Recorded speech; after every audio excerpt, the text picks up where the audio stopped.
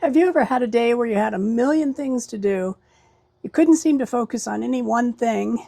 The plans that you had for the day didn't work out, so you end up spinning your wheels and not getting anything accomplished. That kind of describes my day to day. So I thought I'd come out to the greenhouse, see if I couldn't make something good happen, and I thought I'd bring you guys along for the ride. So the first thing I noticed when I came out to the greenhouse is that my hose nozzle is leaking, and so I've got a bunch of wet gravel on the floor of the greenhouse.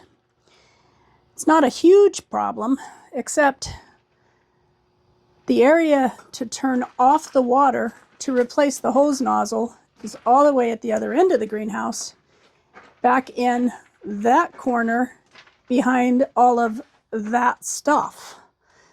So, gonna have to do a little greenhouse cleanup to get the water squared away. It's always something, isn't it? Even with the water issue, things are coming along pretty well. With the winter sowing, I've got a late jug of Umpqua Beauty tomatoes. I didn't think mine were going to come up, and so I planted more, and what do you know, the other ones came up. So I've got to get these taken care of. I noticed that this one had some damping off issues, and that's not going to make it, but I need to get them up potted today and put in their proper place to prevent any more damping off issues. And then I've got some loofah that I got from Chad at Down Home Backyard Gardening, and that's going really well. Kind of expected that it might take over, and if I don't get it out in the ground pretty soon, it will. And then we've got some peppers, more peppers, some marigolds back in the corner there. And all the other tomatoes are lined up and doing great. No complaints with the tomatoes that I've sown this year. That one issue with the Umpqua Beauty damping off is because I didn't have it in a good spot. It wasn't getting good airflow, and I probably overwatered it, so it just created the ripe environment for fungus. My potatoes are doing great. These have got probably another month before they're ready for harvest, and the second batch is about a month behind. And the peppers that I've been overwintering are doing really well. I'm really pleased with the growth that they're putting on right now. I think they're coming along pretty nicely. I've got about another solid month before I can put them out in the garden, so I'm going to keep them down on the floor of the greenhouse and just keep them warm. Here's some more peppers that I've already up potted, some more that need to be up potted. I have some celery that was growing outside the greenhouse in my milk jugs, and it just kind of took off. So I just stuck it in some temporary pots until I could find the time to get it out in the garden. Some more peppers. These are jalapenos, and they're doing pretty well. Some more celery. I've got some more peppers back there, as well as a tomato that I'm babysitting for a friend, and that needs to be up potted. I noticed it's getting really leggy.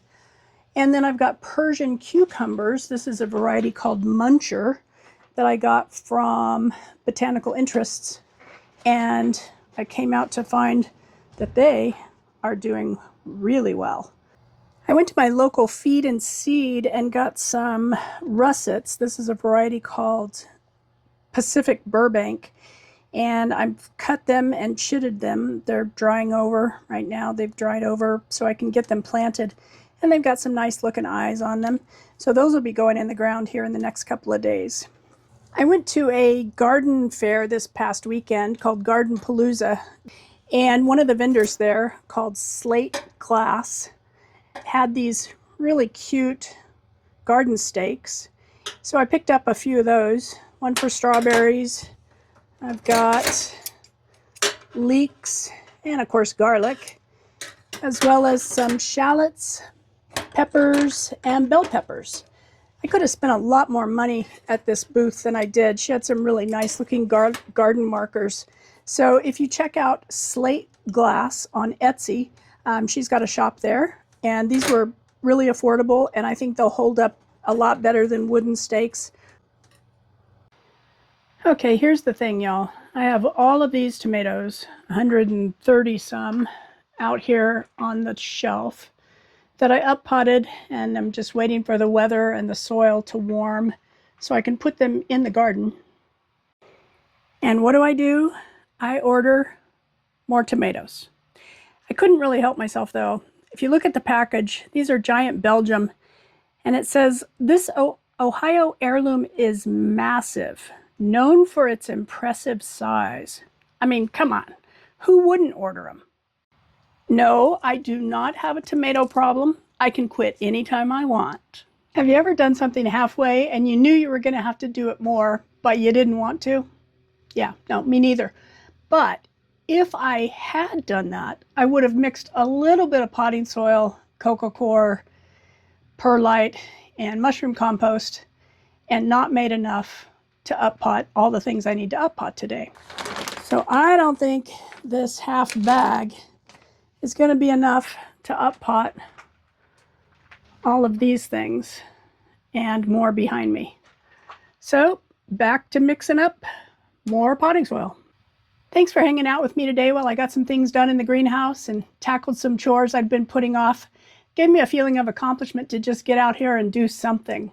So I hope you're having a great day in the garden where you are. Take care, y'all. Thanks for stopping by the Hippie Chick Homestead. And don't forget to hit that like and subscribe button. Helps my channel, and I appreciate your support so much.